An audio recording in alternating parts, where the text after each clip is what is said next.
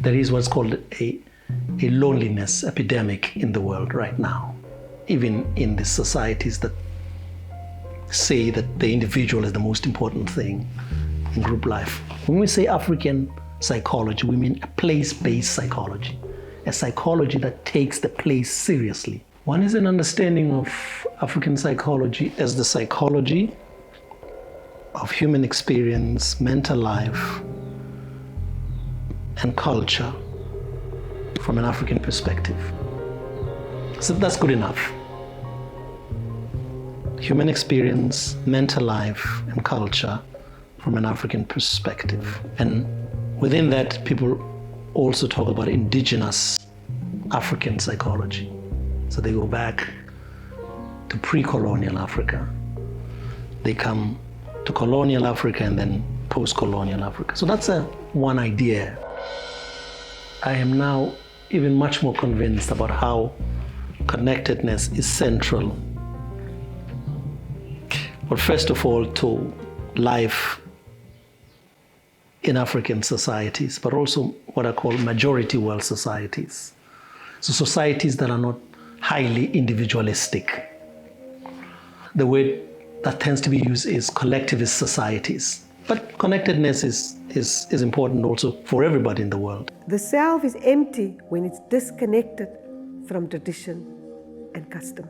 So in other words, the minute we disconnect from rituals, from customs, again, we are in an emergency situation because it's that rituals, that customs, that traditions is like part of our immunity.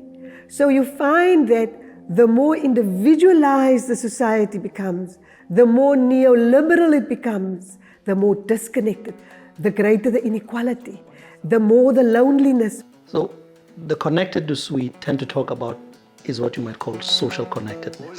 That people need each other. We absolutely need each other, even if we don't know.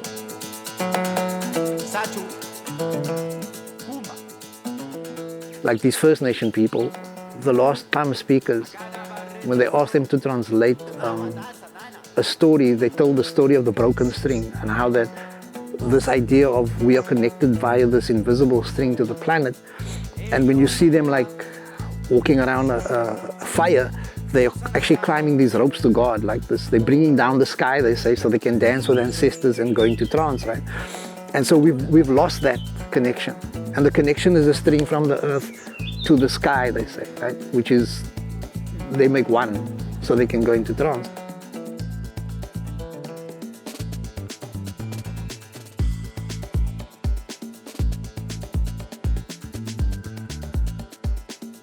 So when colonialism arrives, when European colonizers arrive, they say you are not living well. They break up our societies. They move people around.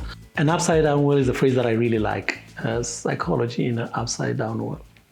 At the simplest level, you could understand this as, so people came into a place and literally said, no, the world does not look like this. So they turned everything or sideways, upside down. They said, well, no, you are wrong. Not just you're wrong about God, you're wrong about who you are, you're wrong about what's important in the world. Literally, your world is turned upside down, inside out. You have to start from the beginning. But here's an even simpler example that I've been thinking about quite a bit. And you might appreciate this about how it is an absurd thing. So in this country, to be able to qualify as a psychologist and to practice psychology with a lot of people, you don't have to speak their languages. So therapy and psychology is a language-based discipline. I don't think our colonialism is past tense at all. I think it continues in the land because language structures us. So just like our mind, our brain, our heart, our emotions is a product of the social, language is socially produced. It's live.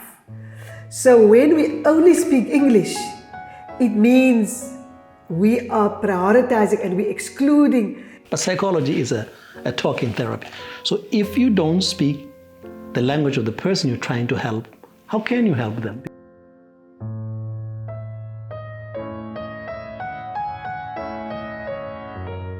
When you do a ritual, so your child is born or somebody dies, people in many African communities know this. People come to you. They don't have to know you. They can know somebody and they come in, and it could be a big or a small funeral. When they do a ritual slaughter, what they're doing is something quite interesting right there. It is not the slaughter, the blood, so the mystification of it is not like really the blood. What they're trying to connect is you with people who have been doing this. So they're re-stitching your connections to the community, right?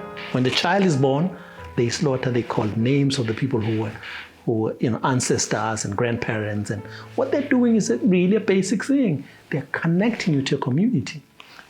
And you're doing preventative work. And when you have problems, you could go to a graveyard, you could do this ritual. When you are doing that, people who come around you, alive people, they tell stories about, oh, I know your grandfather, I know your grandmother, or we went to school. The simple act of being told stories that you are part of this community. Hey, we haven't seen you in a long time. Wow, so this is, the people have some wisdom that's already available. So these rituals, you can get them when you go to a ngaka, yes, it's basically reconnecting you to the people you belong to. And the great doctors, like traditional, are the people who are in the community. So again, there's a disconnection because you can't just go to anybody random. It's the people who know your histories that says, hey, they're like oracles, right? You are connected to this. So African psychology has these other things that they can offer the world. But of course, the world, after a long while, decades, hundreds, says, by the way, meditation works, dance works, this reconnection therapies work, these rituals actually about connecting you to community. And so this might take a while, but I think we'll keep at it until we say, hey, there's a potential here that you're not seeing.